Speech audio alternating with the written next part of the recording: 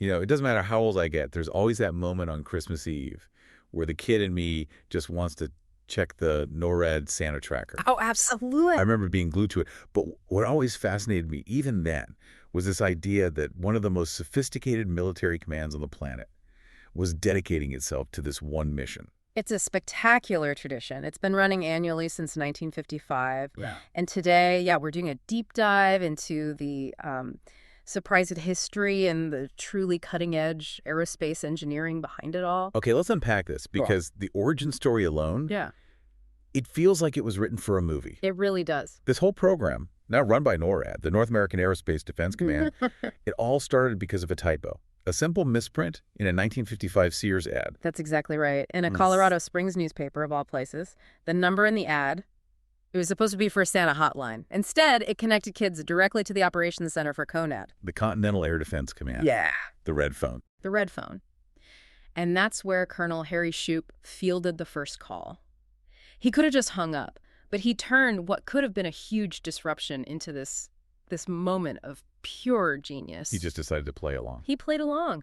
Ordered his operators to start giving kids updates on Santa's current location. And just like that, a tradition is born. It's amazing. So when NORAD took over from CONAD in 1958, this stunt, it just kept going. It evolved. It went from simple phone and radio updates into this elaborate annual public relations mission. But the real game changer was after 1997 when it went online. That's the pivot point. It is. It went from being this, charming novelty to a massive digital undertaking.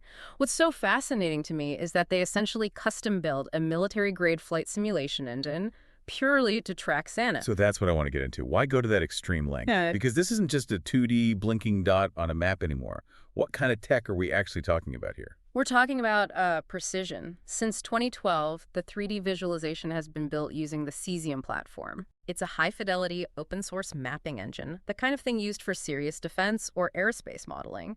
They go to incredible lengths to make it immersive. Meaning they aren't just, pasting a random star background in there. Exactly.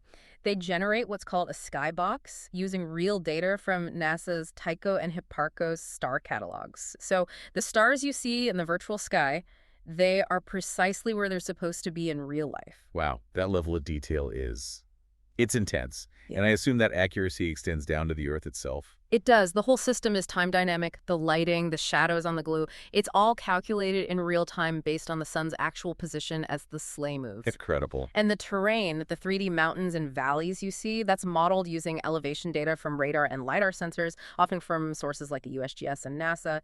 Then they overlay Bingham Maps imagery. So it's a true digital twin of the Earth in real time. Pretty much. And get this. The 3D model of Santa's sleigh and his reindeer is made of 26,762 triangles. Wait. 26,000 triangles? Isn't that just complete overkill for something moving so fast across a virtual globe? It sounds like it, right?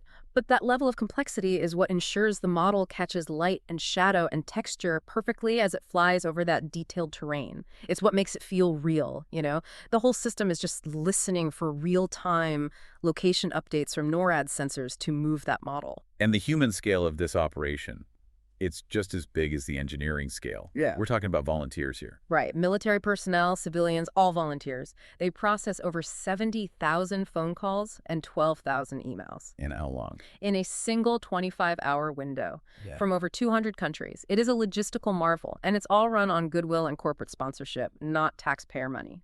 That volume of inquiries handled by volunteers is truly immense. And speaking of complex operations that run flawlessly under pressure, this deep dive is sponsored by Embersilk.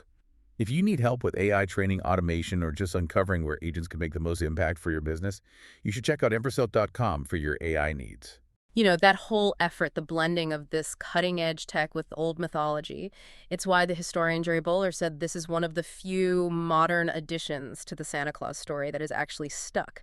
We now see the tradition through this technological lens. So what does it all mean then? We take this highly advanced collaborative military apparatus designed to monitor global airspace, and we repurpose it once a year for this massive, joyful exercise in shared wonder. Yeah. It just shows humanity's remarkable capacity to use our most precise and advanced tools to nurture something simple and something universally optimistic. It really is a stunning display of optimism powered by precision engineering. If you enjoyed this deep dive, please subscribe to the show.